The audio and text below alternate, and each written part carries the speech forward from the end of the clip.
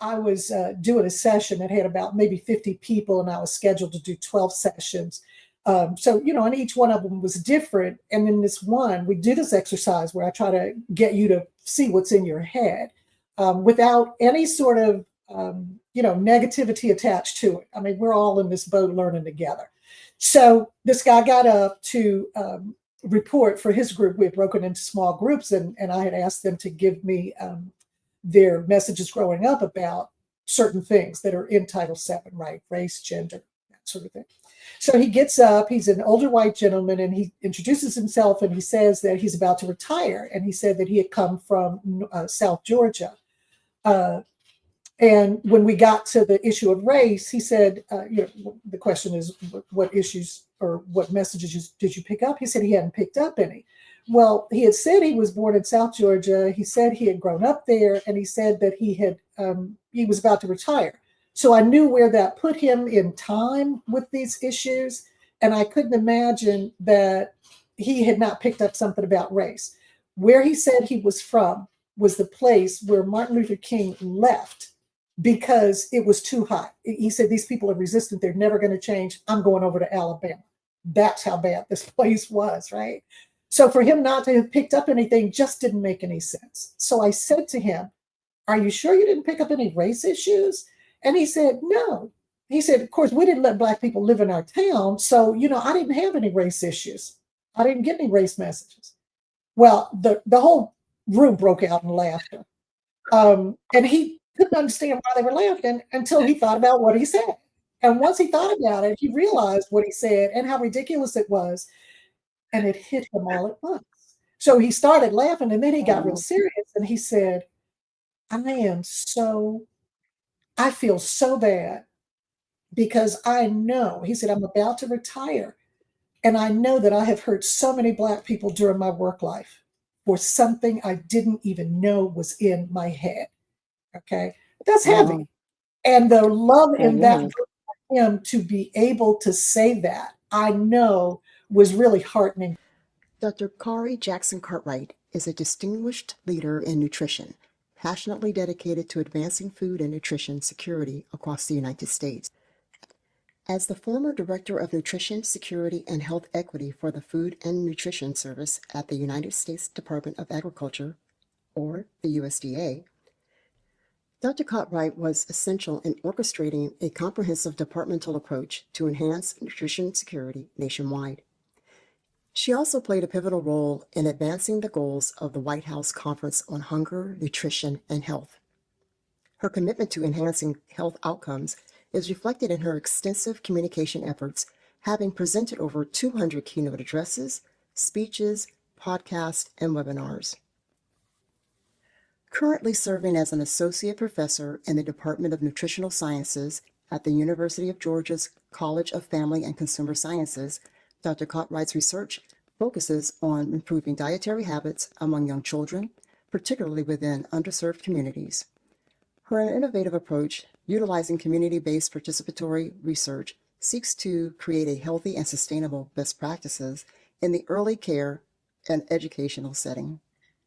Renowned for her ability to integrate the arts and media into nutrition education, Dr. Cotwright has authored numerous peer-reviewed publications and secured over $1 million in grants for obesity prevention.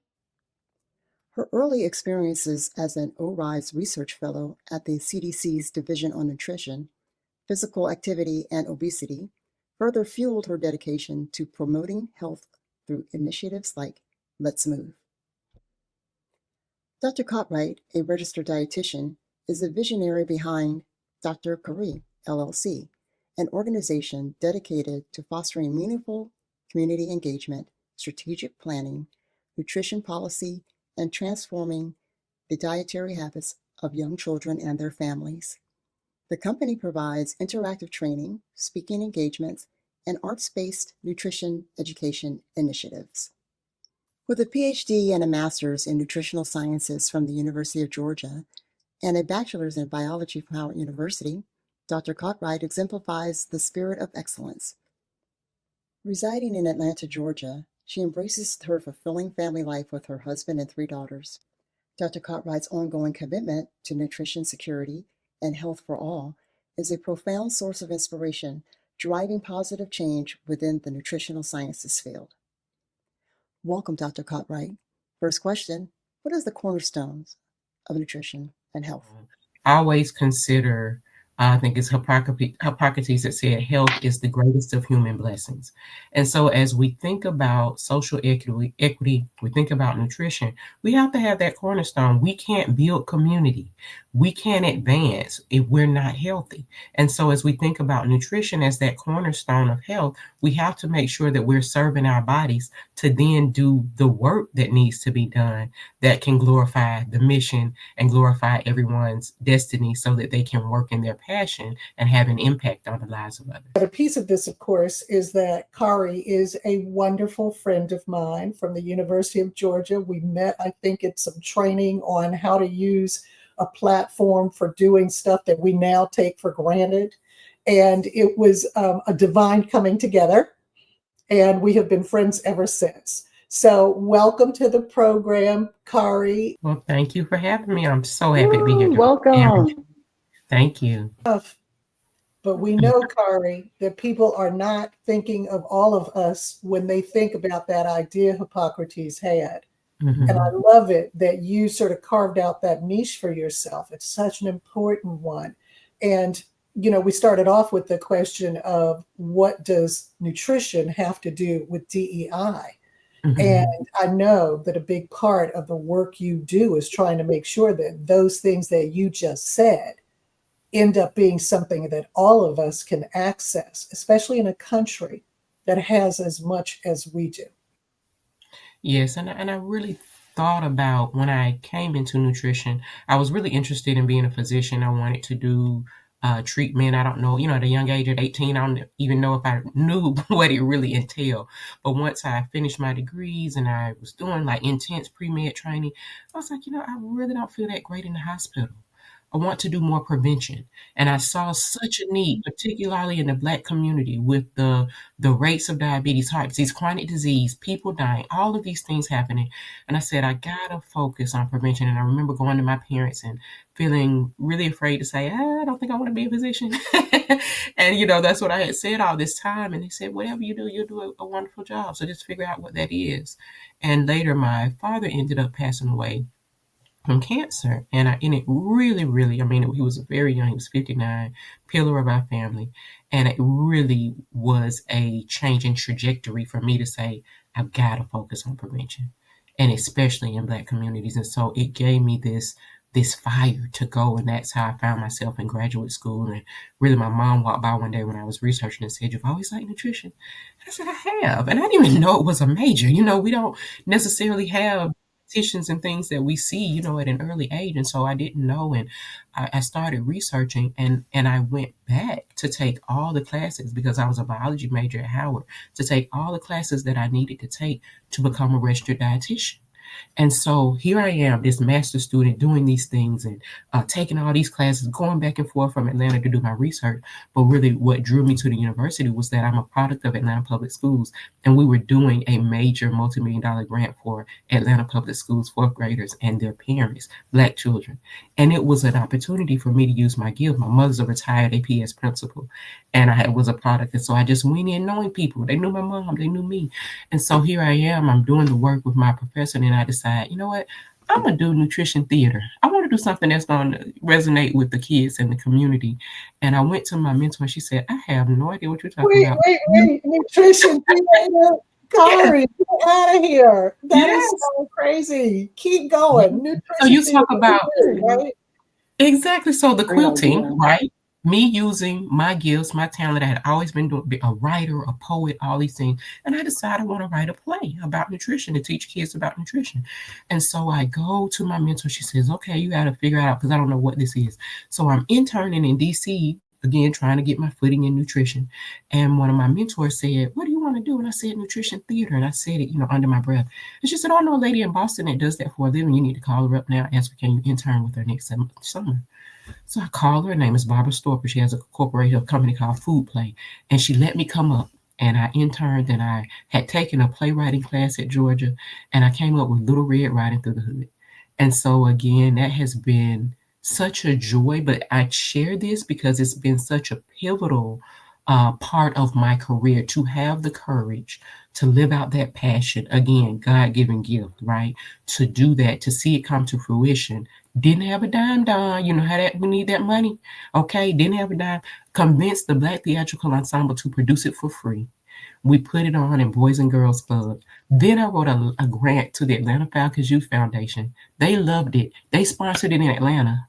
Then I had that same mentor that was in Massachusetts that mentored me say, hey, I got a grant in Philadelphia. Can we produce it there? And she flew me up to see the play, and I sat in the back of the audience. And I'm watching these little kids dancing to the songs, and I'm seeing these real live actors on stage. And I said, this is beyond my wildest dream. But what the greatest gift was that it resonated, not only with the kids, but the parents. They're like, okay, I wrote a nutrition rap song. So this is how this thing starts, right? So it goes from the song to the play. And they're like, we love this song. All right. I eat a balanced diet like every day. And I feel so much better when I run in place. When I work up a sweat, I can feel my heart pumping. Moving that group to a beat that's the neighborhood. And making healthy choices like I know I should. I gotta cut the fat so I can do my body good. So I can eat fruits and veggies like I know I should. I know do it every day is the key. Hey yo, I'm just doing what's best for me. Thank you. But it gave me so much courage. It helped me to do what I was doing. I did kind of live theater for my dissertation. And again, just using that innovative approach is so important to meeting people where they are. So what does this have to do with equity?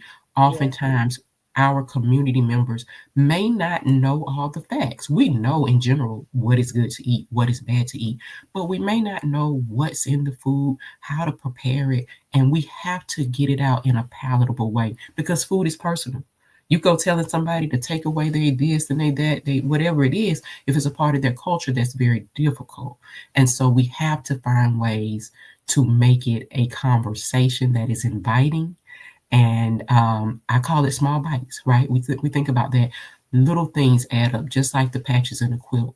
And then we have community, we have results, and there's something so special about people that look like you giving that advice, that understanding. And that's my mission. And I always say my research sits at the intersection of policy and intervention. So I don't want to just do a program and leave. I want to change policy before I go so that and impact lives so that that knowledge, that change impacts not only that child, but that entire family. And that family influences a greater family, and we continue to build community. Caree, you are fantastic. Renee, are you? Wait, first you said, and it mushroomed. Oh, back to nutrition. And then it was small bites. That is an actual, that's an actual place to eat here called Small Bites. So I love how it all, the whole language just intermixes with your message as well as our message. You know, what we're talking about with DEI is in small bites. You need to learn how to deal with things a little incrementally so that you can affect real change. Like you said, policy makes real change, right? And that's exciting to hear. Some thinking about policy. Here we are in 2025. Number 47 is in office. We've got a lot of things going on in our country right now. And how do you see your work changing because of this? Did you take my question? Yes, you I did. did. I thought you just answered the question, so it was my turn. Okay, you get to next time. Okay. You said she got to have a turn. Yeah. You know, I'll say, I'm going to, it's so interesting. You know, I was in a role, I was appointed to be the Director of Nutrition Security and Health Equity at USDA, opportunity of a lifetime. And what it allowed me to do was to, as a professor, you see USDA, they're funders, they're running SNAP, they're running WIC, SNAP-Ed, all these things. And you see it as a different entity. But when you come in and to have the privilege to work at the national level, I saw some of the most passionate people in my life working to make sure that we have more equity. in nutrition. And so it was my job to institutionalize nutrition security. And I do want to define that because your listeners may not have heard that term. And so nutrition security means that everyone in our country has consistent and equitable access to healthy, safe, and affordable food that is optimal for health and well-being. And that's a long definition, but I love the definition. Such an honor to be able to promote that with health equity at that national level. And so the work we were doing, the work I was able to see being done around the country is what inspires me now, because that work is not going away. And so if I have to call the work that I'm doing Health for All instead of health equity, that's fine. I'm going to keep doing the work. And what I want to happen is to inspire others to simply keep doing the work. We've been doing this work for a long time, and we can't give it up because of semantics. And so as I continue to work, I'm thinking about the partners and the opportunities that I've had to partner with others. And I think about one particular partner, national partner, that was doing some work, and he told me, I was on a panel with him, and he said, we were doing food. It's a big, big company. We were out doing food, and it was in the state of Alabama. And then the resident said, we don't just need food. We need lighting. We need transportation. We need sidewalks. And because of the large entity or corporation he could get up and say, hey, you provide this, you provide that. And now we have this socio-cultural, ecological model that's showing that when we really do focus on the social determinants of health, we build community. It's simple. And so I was just so impressed to see, wow, there are people, again, putting that patchwork, that's a quilt, right? I need this, I need that. And that quilt is what covers you. That's what covers the people. That's what builds community. And so as we each come in with that impact, I'm passionate about nutrition. I'm passionate about sharing my gift to speak. I'm passionate about children. I'm passionate about making sure that people thrive and not just survive. What is your passion? How do we piece that together so that we can continue to do the work? And I think about all the time when I'm speaking, when I'm using my time, how can I use it in a concerted effort to build community, but also build economically? Because when I can write a check for my community, that makes a difference too. And so as we do that, I was reading a particular book, and it was just talking about how oftentimes, I say specifically for Black women, we are pillars of community. We're serving in so many ways. And we may not be able to focus on our own dreams, but we have to carve out that time to focus on ourselves. And a part of that is good nutrition. And so as we're doing that, we are the models, we are the servers, we are doing that food, cooking that food most often. So if we're taking care of ourselves, we're taking care of entire families. And if we set that standard to say, we're going to drink more water, we're going to have more fruits and vegetables. This is the way we're going to prepare our food. We're not going to do a lot of processed food. And teaching our children. I love teaching my children to cook, how to garden. And again, it really does make an impact long term. So the work does not stop because of who's in office. It changed. I was in a role that I loved, and I had to go away from it. But thank God I had a role to go to. So I cannot speak enough about the privilege to represent the cause and to see the work that was being done that cannot be erased, right? And so I always say that I want us as a country, as a people, to get LASIX. We always talk about having an equity lens. I want us to have an equity vision. Put your equity vision on from the beginning, and we're not trying to retrofit it with a lens. We can look at it, and we don't have to call it that if somebody's going to attack it, but we've got to do the work. We have to continue. Caree, I think that what you said is sort of the essence of why we started the podcast in the first place and why we think it's so important. It wasn't to bash anything. What it is to give the counter narrative, because so many people don't understand what DEI is outside of what they hear people say about some usually bad experience they may have had because they thought it was related to DEI, or because of politicians using it in the ways that they can to get votes, not given a thought about how divisive it can be, how it actually knocks out things that people don't necessarily think are connected to DEI, but absolutely are, like nutrition. And for us, the idea of having a broad guest list that deals with how these things come up in ways that we might have not have thought about was such an important piece of what we wanted to bring to people. Because, and I know you feel the same way, once people know, they make different decisions than they would if they don't know. That and what you talked about is such an important piece of that. That's why this work won't go away. DEI can't die. You may call it by another name, but because we live in not only a diverse society, but one that has treated people who are not what are considered to be those in the mainstream less well than they've treated others, it has all sorts of repercussions, like down to the food you eat. Where are McDonald's located? Where are fast food places located? Where are liquor stores located? They're located in places that are usually very often food deserts for those people who are not the ones who look like everybody else. And that has an outcome, as you said, on health. That's extremely important. That you can't stop doing that work, because if you do, you're abandoning them to something that you could actually be a help on. Love that idea. Mm-hmm. And the connectivity between each and every facet of life matters, because if you're not healthy, eating fast food all the time, you're not able to fight off illnesses that are just typical, the flu, cold. Those things become more involved, getting settled in your chest, now you need a doctor.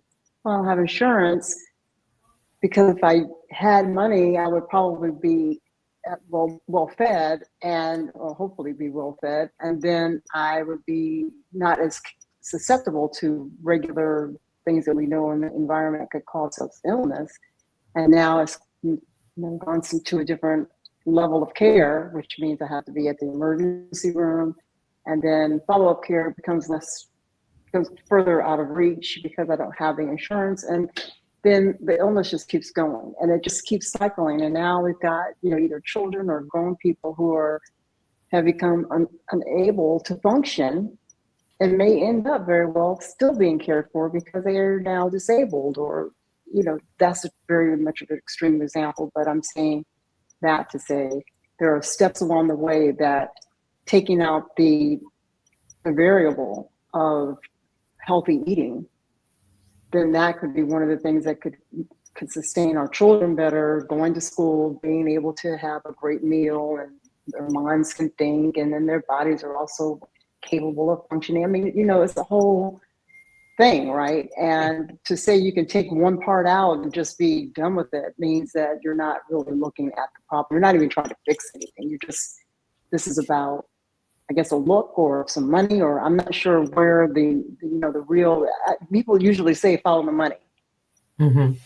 Mm-hmm. And as I think going. about it, exactly, and I think about you just brought something to mind as I think about being at USDA, and we have our national school breakfast program, our national school lunch program, SNAP week. All these things are so helpful, but you have to think about it. Let's go back to history. The national breakfast program became because the Black Panther Party was serving kids healthy meals for breakfast. They said, when y'all go to school, you got to be able to learn, and to be able to learn, you got to have a healthy meal. And that program was taken and it became the National School Breakfast Program. But it was Black folks getting together saying, we got to feed our babies. We got to make sure they're full before they go to school. And it makes sense, right? And so as you think about that, you think about SNAP and what it does for families. One of the things that happens is that we get a return on investment. For every dollar we invest, there's $2.50 return on investment. There are lower subsequent health expenditures. It makes so much sense. WIC has so much public health impact. Fewer premature births. The mothers are having healthier birth outcomes. Just so many things. And you're getting them those essential foods. And we still have a gap. I pray that WIC and SNAP are preserved, but we have a gap in enrollment. We want everybody that is eligible to be on there. That is how we reach equity. And I had an entire I'll say my promotion when I was in the role, and we talked about getting on the bus and using nutrition security as a vehicle for change. And again, when you think about that definition for nutrition security, consistent and equitable access to healthy, safe, and affordable food that is optimal for health and well-being. Imagine that everyone in our country had nutrition security, healthy, safe, and affordable food. Not just access, just normal.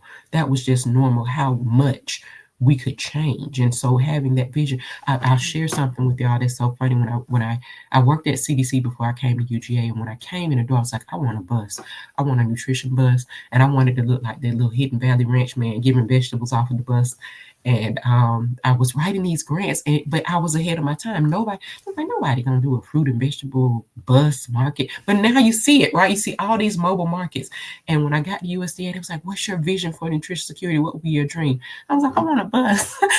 So look, to anybody listening that wants to give me a nutrition bus where I can just hop off, and you know how we do these shows and we're just promoting things. I just want to get the word out, especially to our community, about the need for good nutrition and just how really simple it can be. I know it can be complicated.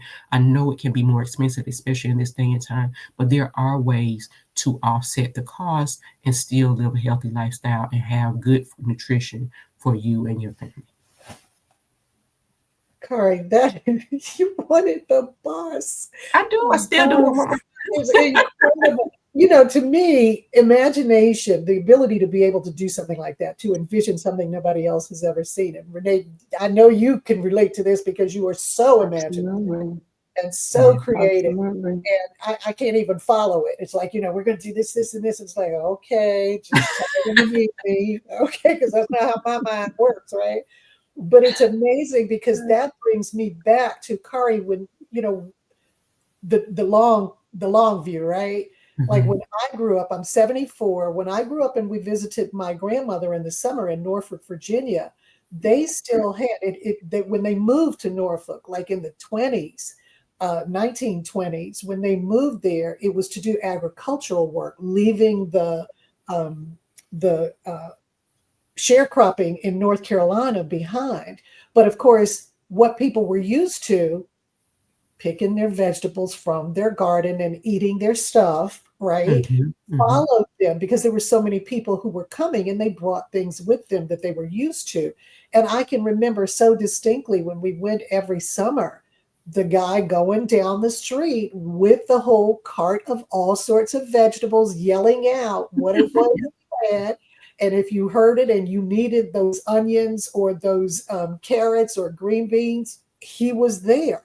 That idea is so ahead of its time, but it's actually a retro idea that came from what it was Black folk knew to do once they moved and didn't have the same access to those things. And of course, then along comes, like in the 50s and 60s, you know, the chain grocery stores and stuff like that most people know nowadays. But it's like, it was not always thus. We didn't always have prepared food. We didn't always have fast food. When I grew up, you didn't have all of those things. And that bus makes such a good idea. Well, that bus is also an idea that's us taking your ideas to the public where they need it, which is something that I think you're right. They're talking about the market in the street and calling, you know, the call for people to come and get it. But we do that with ice cream, right? Ice cream trucks. And what about, you remember that? Reading is fundamental. The library used to actually bring books to the community. I mean, a lot of what you're saying is, yes, just a different way of looking at it in the way we are today in 2025 doesn't mean that's not necessary. No, we're not going to go back to spoken wheels, but we definitely are going to continue on the next generation of what it looks like to be able to go to the community versus having the community always having to seek someone else out. Sometimes people don't know what it is until they see it. Exist, you know. They're real. They are real. So having something like that becomes some great ideas. Something to do. You're actually bringing people something that they don't have access to otherwise. What if that bus had on there? Oh, I'm sorry. No, go ahead. Let's ideate. Go ahead. I'm just thinking, you put that on that bus, you got the food and all that's nice trappings, but in the back, not so much like the back, but just, further beyond that is a computer room or people they're educating, standing there doing on the spot cooking classes or something that, showing people how to do something really quick so that they can cook an easy meal after working a 12-hour day, something that can give people further education, not just here's some food, but here's how you make the food. Here's how food is made. Here's how you can, have a better relationship with food based on new information. And that's what we do. I have to promote being a registered dietitian because many people don't even know who we are, what we are. So registered dietitians have to take hours and hours of clinical instruction, a didactic program in school, pass a certification exam by state. And again, we have the knowledge, right, to do those things and to be creative and to think about how do we not only give access to food, but teach people to cook. Food be our medicine. The relationship between nutrition and wellness has been evident for centuries. In fact, the original Hippocratic Oath stated that doctors would devise the best dietary regimens for their patients. Modern versions of the oath, however, no longer include a reference to the diet. We have moved from a medical model that promotes prevention to one that is primarily focused on treatment. We no longer have to be conscious about the food choices we make because we can pop pills to manage the diseases like diabetes and high blood pressure that we contract from failing to eat healthy and choosing not to exercise. And in my talks, I would always say my little neighborhood in Southwest Atlanta, Georgia was nutrition secure. It was all these things back then because we had the people that you could get your fruits and your vegetables. And in Macon, Georgia, where my mama grew up, that's where it was. And my grandmother taught all her daughters to garden and they all garden and I'm teaching my children.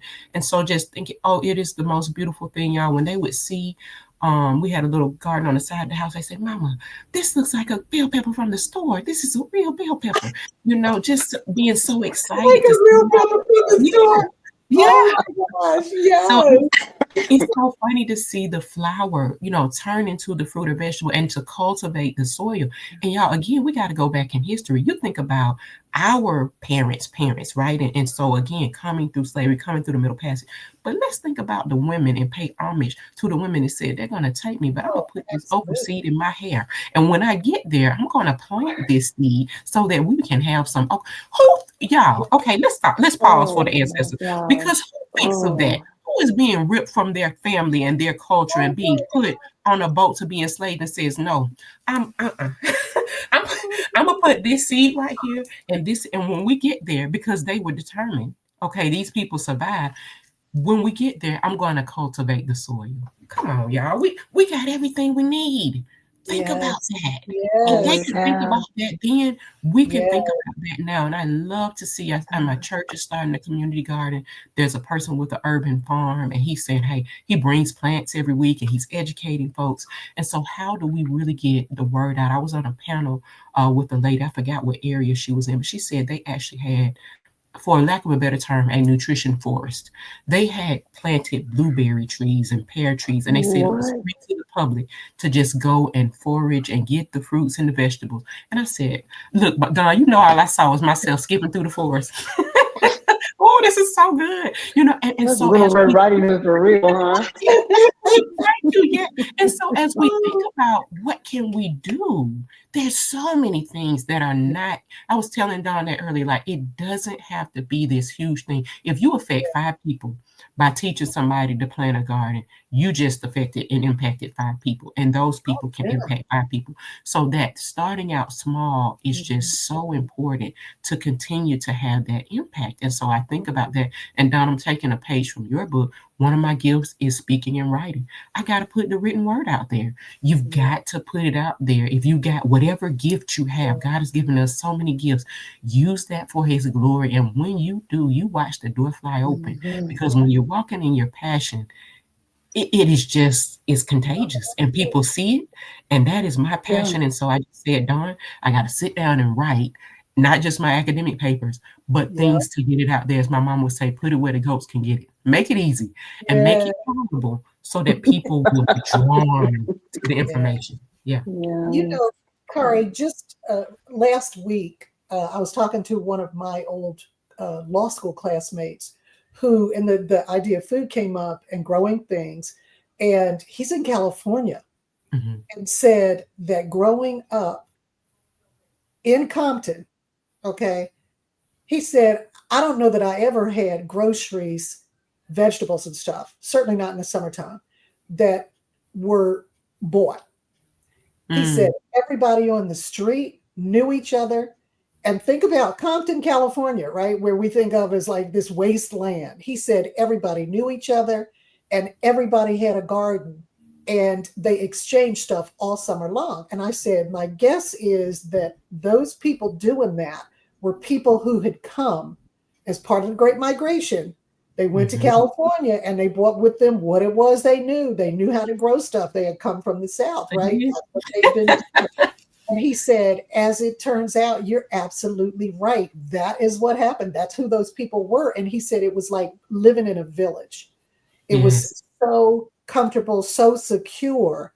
And you always knew, and it's California, you know, you're talking about year-round growing. He said you always knew you had access to that food that those people had grown themselves. And you know, if you've ever grown anything, you know how quickly that stuff adds up. And you always had plenty to share because if you think about something as simple as corn, you know, you've got all of these corn ears just on one stalk. And you can't use but so much corn, right? You're going to give it to your neighbors and they may have grown something that you didn't have. That I love because it puts us in the driver's seat. We're not sitting here waiting for you to bring a grocery store to us so we can have fresh vegetables. We're either waiting for that bus or we're growing this stuff ourselves, which, as you said, from the time we first came over here, not knowing where the heck we were going or what was going to be there when we got there. And we still had enough faith in being able to grow and sustain ourselves that we would put that stuff in our hair. We thought about nutrition.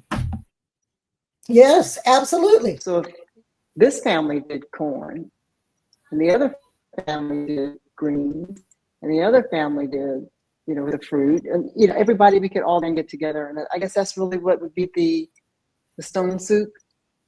Yeah. I made that. Yeah, and we don't. You know, it's oftentimes in this society, you know, with time and with the communities I work with, time is a factor. Mama might be working 2 jobs, you know, all these things. So if she doesn't have time to cultivate the soil, go to the farmer's market. That's a beautiful thing about SNAP and WIC, that many states have double bucks. So if you have if you have one of the programs that you can get double produce. I'll tell you an example. In Atlanta, there's a sister that has a company called Eat Right Atlanta, and she goes to different hospitals and these venues all across the city and does these wonderful bags of fruits and vegetables because she works with farmers, and you can go and buy it for a decent price. We have a DeKalb farmers market, huge farmers market. Go to the farmers market, please. You know, think about really going back. And as I was young, when I was young, my mom would take us downtown to the big farmers market and we could pick a fruit and vegetable. And I still do that with my daughters today. But if you can't do that, you can also buy things frozen and on sale. And so that is what I'm trying to teach. I work with Head Start parents. They're making that dollar stretch, you know, and then they have to think about, well, I want something my kids are going to eat, something that they're going to like, and I can't waste $1. And so if I say, well, let's go to Aldi, we're going to get this frozen corn. We're going to get these frozen Brussels sprouts for $1. I'm going to show you how to make them taste really good. And we're going to do it quickly.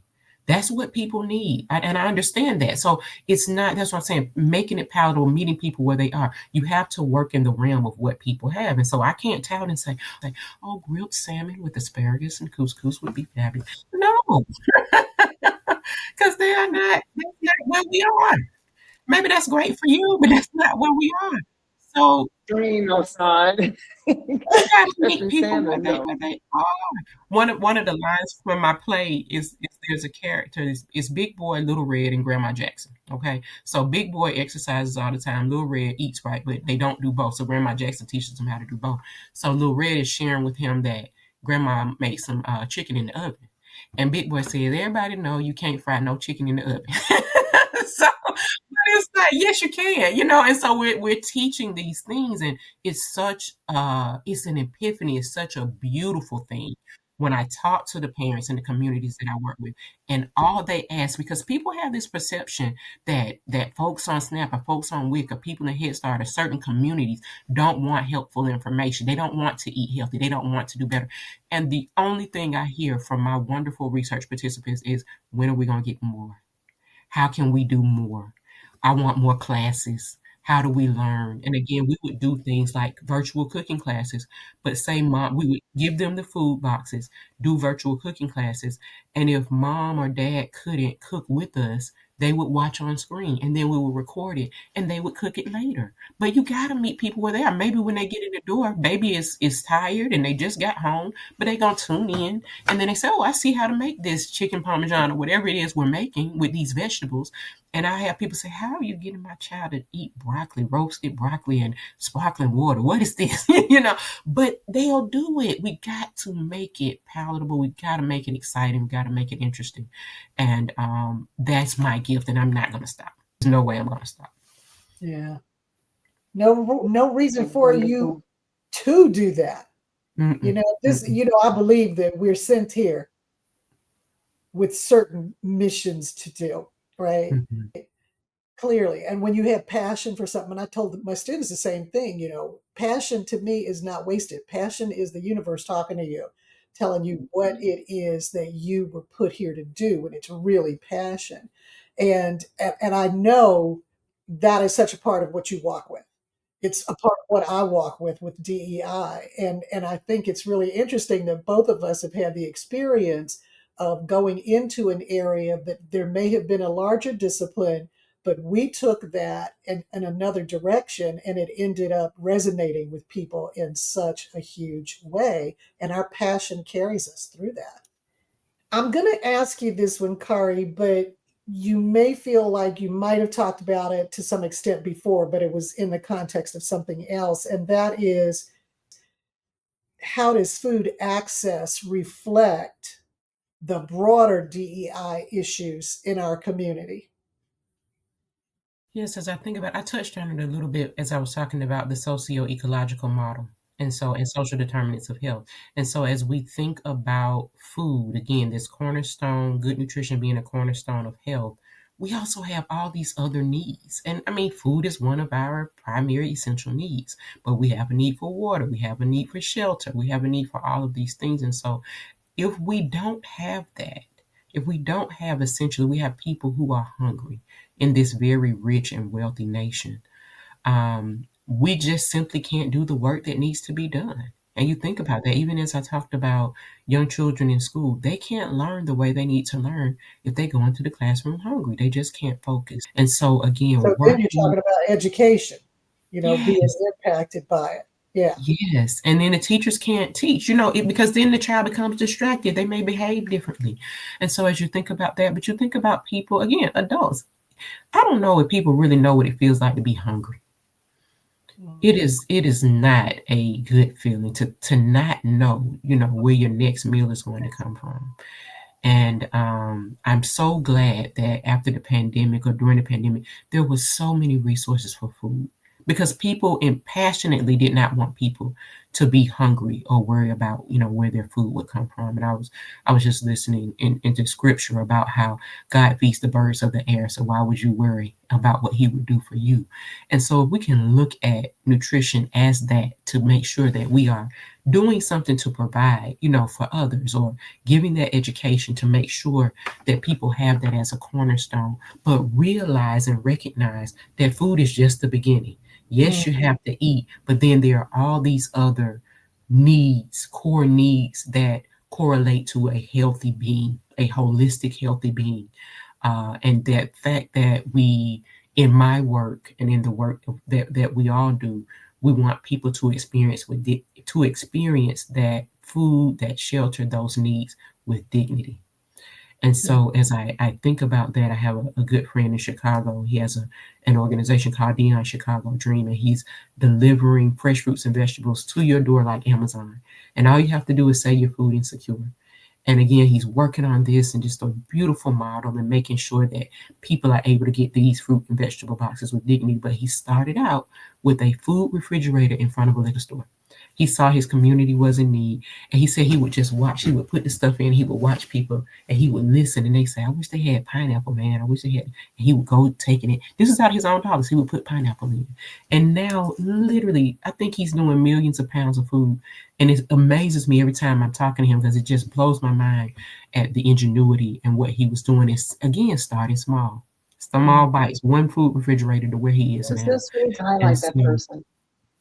yes, yes. And so, again, you think about those ties and serving those needs, but there's so much, especially in our community, so much of a need to provide access with culture and dignity. We have to do that. And again, I'm just passionate about it, and I think about ways that we can do that in a really efficient manner. Yeah. Caree, I I deal with, DEI and come into groups who don't know who I am, other than what somebody read off of a bio and an introduction. And they are at all points in the spectrum about these issues. And one of the things I realize I have to do is because everybody knows it differently, is and it's not something I want to do. It's something I know you need to do. I need to do if you're going to understand the words that are coming out of my mouth, right? On a real level. And part of, I know the pushback has been with the whole idea of DEI inclusion, whatever it was along that way, the last 43 years, right? 60 years, if you count from the beginning of the Civil Rights Act in 64 that became effective in 65. There's always been pushback and people saying you're giving them something that you're not giving to other people. You're giving these Black folks something that you're not giving to everybody else. You want food equity, but like, what about poor white people? And I think it's important for us to say, because when you say our communities, it's like, well, if I'm not a part of your community, where does that leave me, right? And I think it's such an important thing to say, this is what equity is about. Equity is about giving to who needs what, right? If you're shorter, I don't need the ladder. I mean, if I'm taller, I don't need the ladder. Okay, if I'm shorter, I may need that ladder or that step stool. The same thing happens with things like food security, only it's on a broader scale. So, because of the particular history in our country, where, and yes, I'm going there because you have to go there. People say, why are you still talking about slavery? Well, because it still has an impact that is with us today. So, when you release 4 million people and say you are now free, and 2 days ago was Juneteenth, 2025, when you release those people and they have to just create whatever it is that they have to now live with, which is why it was so important what you said about having the seeds in your hair. We're used to that idea. The fact that we're still here after almost 200 years of being freed tells you a lot about where we fit into the total scheme of things and who it is we are as a resilient people who will come up, meet whatever challenges we have, but that doesn't mean all of that is taken care of. So we may have enough to be able to get by, but in this country, that's not what we consider to be okay. We want communities that thrive. And if you are a minority in this country, and when I say minority, I'm telling people, I'm using language that I know people understand. Okay, but we're not minor in any way. And in fact, statistically are getting ready to be the majority of Black and brown people in this country.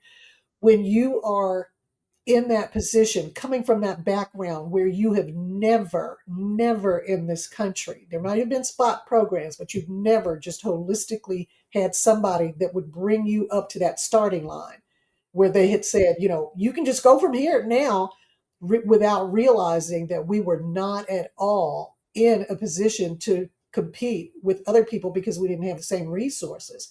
Something like food insecurity looks a bit different. It's not like you're giving something to people who already have something and you're excluding others. What you're doing is trying to serve the needs of those who, because of history, have, which still lingers today, the impacts of it, still are suffering those kinds of conditions that make it so they are more likely to be insecure. And all of it is supported by statistics. All you have to do is look at the stats. Who's food insecure? But I don't know of any program that in dealing with food insecurity would say, oh, because of who you are, you can't get it, especially if it's based on something like race. I mean, that just doesn't exist. So you're fulfilling a need that you know exists because of the circumstances that have led to it, that, of course, now people don't even want you to talk about, right? And when I say people, I really do mean the Trump administration doesn't want you to talk about. But those things are real. And because of what you said, they won't go away. You won't stop doing the work because the needs are still there. Mm-hmm. And they're grounded in history. This is what happens when you don't give people what they need. They end up in a position different from those you did give what they need. And when you think about, again, you think about just leveling that playing field. If any one of us, if anyone amongst us does not have good health outcomes, food security, all of those things, all of us suffer. Oh, All yeah. of us suffer, and there's a disconnect in that. It really does harm everyone when we do not promote equity. And so that's a key part of it, that some people think, oh, I'm here and you're there, so you don't need to be here with me. But really, as we all achieve equity, nutrition equity, whatever it is, whatever type of equity, we're all better for it. And so again, that's just so well put, Don, to just think about the impact of all of the things that have happened over history. And it just, that can't be erased, nor can the work be erased, because it has to continue, and we have to continue to focus on it. Chitlins, neck bones, all of that stuff is stuff that people threw out and they used to strengthen their bodies. And because of that, we're here today. I think about, again, now you mentioned DEI, and I always just take the time to think about how DEI is not black and white. It becomes weaponized in the political arena. But I have a daughter with Down syndrome, and she navigates the world beautifully with Down syndrome. But because of DEI, she's able to get the services and the resources she needs to thrive. Yeah. And it's so important. So people don't just, when you think about inclusion, it's not just about black and white. You just talked about people with exceptionalities, different disabilities. There are so many different types of exceptionalities, and there are resources that are needed. And so when you talk about dismantling the Department of Education, that's not good for people that have exceptionalities and people with children with exceptionalities. And so there's so many ways that we have to continue to advocate. And I know I'm getting off on another topic because we're talking about nutrition, but I just want to say that it's so all encompassing. It's a huge topic, and it affects so much more than just race. And I don't like it. It doesn't feel good when I hear people weaponizing it. Yeah. Me either. Absolutely. Mm-hmm. What are some myths about nutrition and health that disproportionately affect marginalized groups? One of the greatest myths that I see when I'm out in the community and working with community members is that diseases are little. You just got a little sugar. You just got a little bit of high blood pressure, a little bit. But these things are not little. And I have to reiterate that. I was working with a partner the other day, and she told me how you said that this podcast is to silence the noise, to have a counter conversation. And there are actual people, posting things, influencers saying, if you go to the doctor and they tell you have diabetes or high blood pressure, don't listen. It's just them trying to earn more money. And I'm here to say, listen, because if your blood sugar gets too high, you can have an amputation. You can go into a coma. I'm here to say, listen, because if your blood pressure is high and you don't get what you need, the changes in your diet or the medication that you need in order to lower it, it is called the silent killer for a reason. And I want our communities to know that chronic disease does affect us disproportionately, and we've got to take better care. We've got to see the doctor. We've got to check our numbers.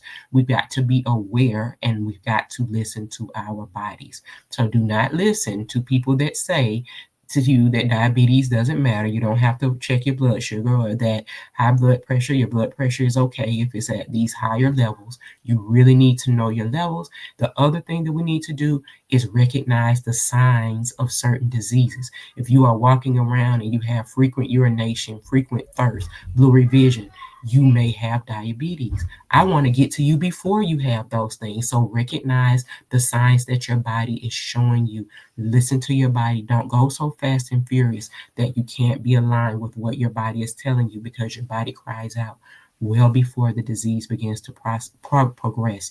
I want our communities to thrive. So I want us to have the knowledge and the information, research it, be serious about your health, and be your greatest health advocate. Caree, that is crazy. People are saying don't pay attention. What? I was on the other end of that conversation saying what? And as I said, I gotta write. I gotta start writing. I gotta get on Instagram. I gotta do what you're doing. There needs to be a counter conversation, because these things are happening. And especially, and again, we have these greater incidences of these diseases for many reasons. It's very multifactorial, but we've got to take charge of our health. And we are our greatest health advocates. I am grateful that we have a healthcare system, but navigating it can be difficult. And we've got to get the tools and resources to do that. And we've got to listen to our own bodies. And again, it goes back to our conversation and saying nutrition is a big cornerstone of this quilt. I don't know much about quilting, but I know that those pieces got to go together.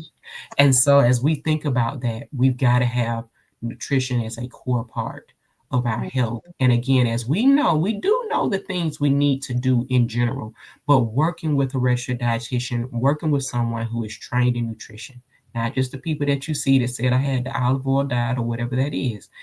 Get with a true professional if you need that help. And I even have friends that I go to. I'm a registered dietitian. I need a functional food dietitian. I go to them. I have a strength trainer because I need someone to guide me through that. And so again, I know that everyone doesn't have those resources, but there are many, many ways to do that. Many free workshops, free trainings.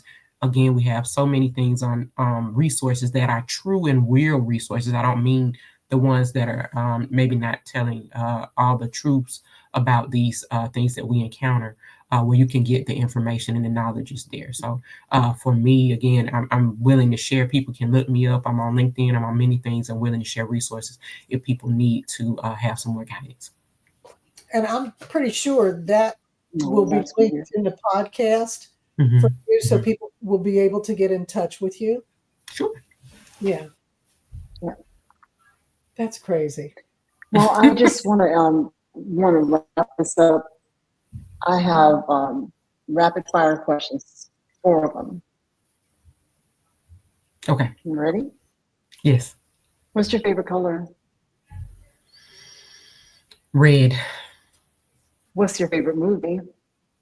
The color purple can recite anything out of it at any moment. Listen to the soundtrack while I wash dishes. Play in the movie. Oh my God. What's your favorite food? Oh, favorite food is hard. I will give you a genre and say I really like Mexican food, and I love vegetables, fruits and veggies. Best memories of life. Oh, wow. Having lost my father when I was 23, the best memories I have are just going on vacation with my family and being with my family. I tell my mother all the time, there were 4 of us, and my parents made growing up and being married and having a family look so beautiful. And I wanted to do the same thing. Wow. It made it look easy. It's not easy. Yeah. Oh my gosh. Oh my gosh. I know your mom would love that you said that. And your dad. Yeah. That's awesome. My grandmother had a mulberry tree. And one of my favorite things, she would just let me put on a smock. Y'all remember smock?